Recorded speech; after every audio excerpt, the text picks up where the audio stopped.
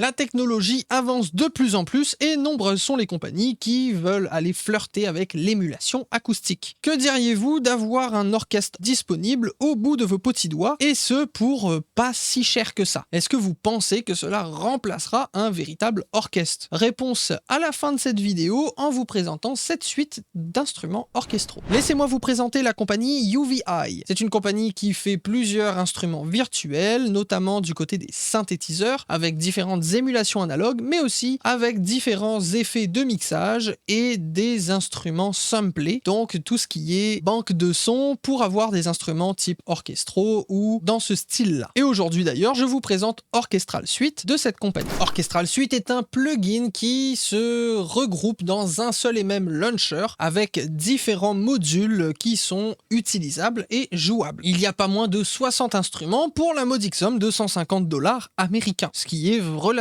abordable comparé à d'autres compagnies d'instruments orchestraux. Le tout est samplé, donc sur base d'enregistrement de samples pour un petit 5 GB de données. Bien évidemment, chaque section a le droit à ses différents styles de jeu, avec notamment les sustain, legato, staccato, etc. Il sera possible de choisir pour la plupart des instruments entre les ensembles, donc un ensemble de violon, un ensemble de trompettes. Il y a plusieurs paramètres configurables, notamment tout ce qui est expression, performance, de l'égalisation, de la réverbération, qui utilise une technologie de convolution propre à UVI. Et ces options-là seront disponibles pour tout ce qui est instrument de type corde frottée, cuivre et pour les chorales. Pour les autres types d'instruments, chaque instrument a un peu certaines particularités au niveau des options configurables. Lorsque vous naviguez dans les différents presets, vous allez voir le petit acronyme VEL à côté qui signifie vélocité ou wheel qui va signifier de contrôler justement la dynamique, l'expression du jeu avec la mode wheel, donc la petite molette d'expression sur votre clavier ou alors via la vélocité des touches. Chaque instrument affichera au niveau du clavier en éclairé les notes jouables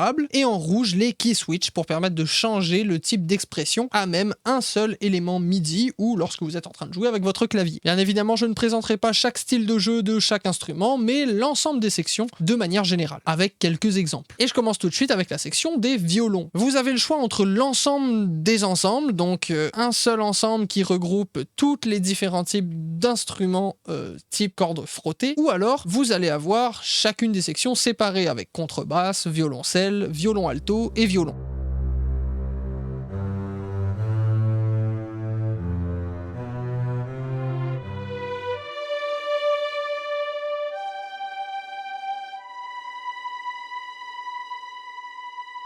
Ensuite, nous avons les woodwind ou les vents, avec notamment clarinette, flûte et hautbois.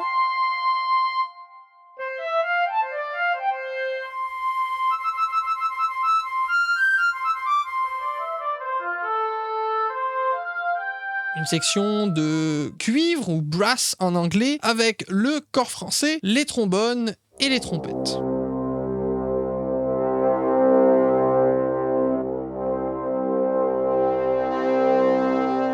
On a une petite section de chorale avec des voix d'hommes, des voix de femmes et aussi relativement rare pour ce price tag là, des enfants ou un ensemble de tout ça qu'ils ont appelé mixte.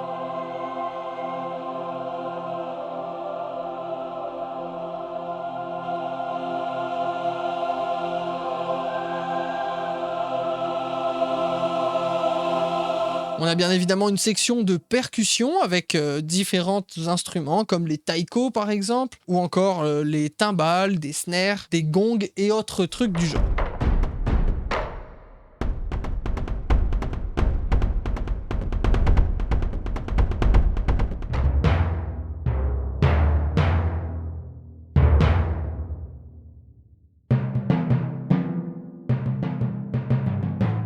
Et pour la dernière section, je vais vous présenter différents exemples d'instruments qui existent, notamment guitare classique, il y a un orgue de cathédrale, il y a un célesta, il y a clavecin, toute une série de percussions avec notes, avec tout ce qui est glockenspiel, etc., une harpe et j'en passe.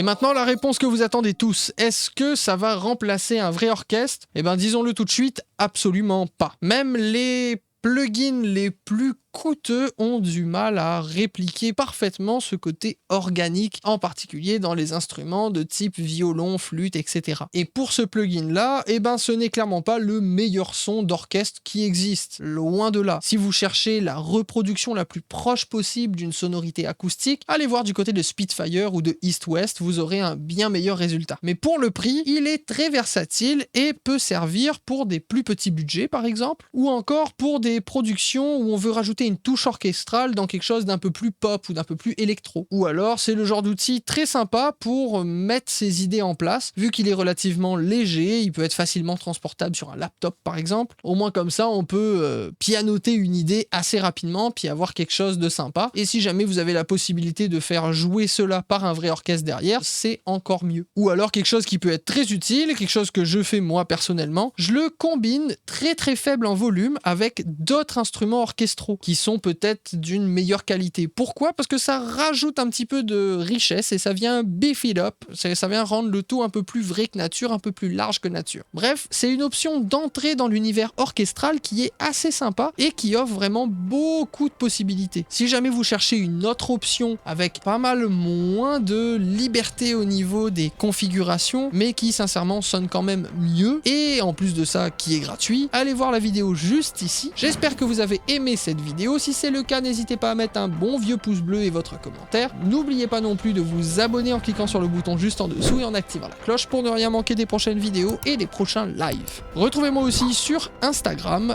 @cefaprod. Hâte de vous retrouver la semaine prochaine pour une prochaine découverte / review / présentation où on va plonger un peu plus profondément dans un outil en particulier d'un rack d'effets que j'ai déjà présenté, mais cette fois-ci on va vraiment focus sur un des outils que j'ai vu dans le plus de studios à date. C'était Cefa de Cefa Productions, salutations à toutes et à tous selon votre fuseau horaire et ciao!